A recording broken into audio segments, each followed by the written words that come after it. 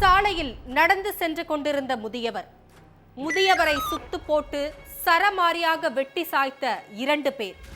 இரத்த வெள்ளத்தில் துடிதுடிக்க முதியவர் உயிரிழந்த சோகம்.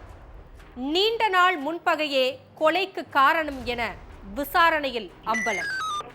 முதியவரை கொலை செய்தது யார்? நடந்தது என்ன?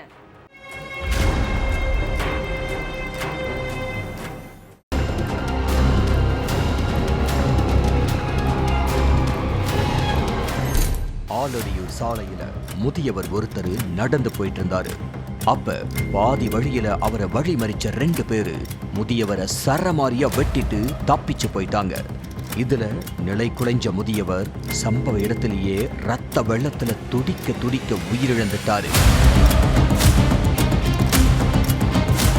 தங்கராஜ் உயிரிழந்த தகவல் அந்த ஏரியா ஃபுல்லா காட்டு தீ போல பரவி இருக்கு. கிராம மக்கள் எல்லாரும் சடலம் கிடந்த இடத்துக்கு ஓடி வந்து பார்த்திருக்காங்க. சடலத்தை பார்த்து தங்கராஜோட உறவினர்கள் கதறி அழுதுருக்காங்க. இந்த விஷயத்தை கேள்விப்பட்டு ஸ்பாட்டுக்கு வந்த போலீஸ் சடலத்தை மீட்டு போஸ்ட்மார்ட்டத்துக்கு அனுப்பி வச்சாங்க. அடுத்து அங்கிருந்த கிராம மக்கள் கிட்டையும் தங்கராஜோட உறவுக்காரங்க கிட்டையும் கொலையாளிகள் யாரு, தங்கராஜுக்கு யார் கூடயாவது முன்பகை இருக்கான்னு கேள்விகள் கேட்டிருக்காங்க.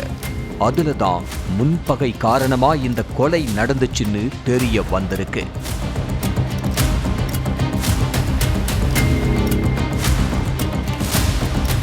தூத்துக்குடியில உள்ள ஆலடியூர் பகுதியைச் சேர்ந்தவர் தங்கராஜ். இவருக்கு கல்யாணமாகி ஒரு மகனும் 3 மகள்களும் இருக்காங்க. தங்கராஜ் துபாயில நெல்லை சரவணா ஸ்டோர்ஸ்னு ஒரு கடையை வச்சு நடத்திக்கிட்டு இருந்தாரு. இவரோட குடும்பமும் துபாயில தான் இருந்திருக்காங்க. 3 மாசத்துக்கு ஒரு முறை கிராம மக்கள் சொந்தக்காரங்கன்னு எல்லாரையும் பார்க்க தங்கராஜ் சொந்த ஊருக்கு வருவாருன்னு சொல்லப்படுது. இவரோட கடையில அதே கிராமத்தைச் சேர்ந்த ஒரு சில பேரு தங்கி வேலை பார்த்துக்கிட்டு இருக்காங்க.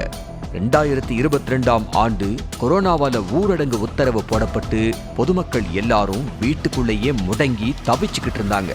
அப்ப தங்கராஜோட கடையில வேலை பார்த்துக்கிட்டு இருந்த மூக்காண்டியோட மகனும் கொரோனாவால பாதிக்கப்பட்டு அவருக்கு உடல்நிலை ரொம்ப மோசமாகி இருக்கு. அடுத்த கொஞ்ச நாட்கள்லயே மூக்காண்டியோட மகன் உயிரிழந்துட்டாரு. இந்த விஷயத்தை கேள்விப்பட்ட மூக்காண்டி நொந்து போயிட்டாரு. போன வாரம் வர மகன் நல்லாதான் பேசுனா, திடீர்னு அவனோட உடல்நிலை எப்படி மோசமாகி இருக்கும், மகன் உயிரிழப்புல ஏதோ ஒரு மர்மம் ஒளிஞ்சிருக்குன்னு நினைச்சிருக்காரு. கொரோனா டைமுங்கிறதுனால அந்த இளைஞரோட உடலை இந்தியாவுக்கு கொண்டு வர முடியல. இது மூக்காண்டிக்கு இன்னும் கோபத்தை ஏற்படுத்தி இருக்கு.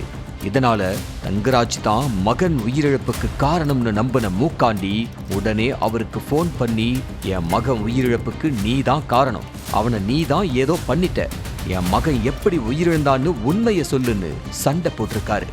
அதுக்கு தங்கராஜ், உன் மகன் கொரோனாவால உயிரிழந்துட்டான், நான் பொறுப்பாக முடியாது, அவனோட சடலத்தை சொந்த ஊருக்கு அனுப்பி வைக்க எவ்வளவோ முயற்சி பண்ணோம், ஆனா கொரோனாங்கிறதுனால அதிகாரிகள் எங்களை அலோ பண்ணலன்னு சொல்லிட்டாங்க. ஆனா தங்கராஜோட பேச்ச நம்பாத மூக்காண்டி அவர் மேல கொலை வெறியில இருந்திருக்காரு. தங்கராஜ பழி வாங்கியே தீரணும்னு ஆத்திரத்துல இருந்திருக்காரு. தங்கராஜ் சொந்த ஊர்ல புது வீடு கட்டிக்கிட்டு இருக்காரு. அதை பார்க்கறதுக்காக தங்கராஜ் தன்னோட சொந்த ஊருக்கு வந்திருக்காரு. சம்பவத்தன்னைக்கு காலையில தங்கராஜ் தன்னோட வீட்டை பார்க்க சாலையில நடந்து போயிட்டு இருந்தாரு. அப்ப அங்க வந்த மூக்காண்டியும் அவரோட ஃப்ரெண்டு ஒருத்தரும் தங்கராஜ் கிட்ட பயங்கரமா வாக்குவாதம் பண்ணி மறைச்சு வச்சிருந்த அரிவாளை எடுத்து அவரை கை, கழுத்து, முகம்னு எல்லா இடங்கள்லயும் சரமாரியா வெட்டி கொன்னுட்டு தப்பிச்சு போயிட்டாங்க. இதுல சம்பவ இடத்திலேயே சுருண்டு விழுந்த தங்கராஜ் துடிக்க துடிக்க உயிரிழந்துட்டாரு. இந்த விஷயத்தை கேள்விப்பட்டு சம்பவ இடத்துக்கு போன போலீஸ் சடலத்தை மீட்டு போஸ்ட்மார்ட்டத்துக்கு அனுப்பி வச்சிருக்காங்க.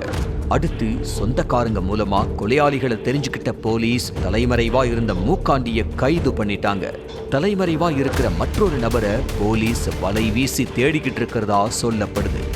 துபாயிலிருந்து தூத்துக்குடிக்கு வந்த முதியவர் முன்பகையால கொலை செய்யப்பட்ட சம்பவம் அந்த பகுதியில பரபரப்பை ஏற்படுத்தி இருக்கு.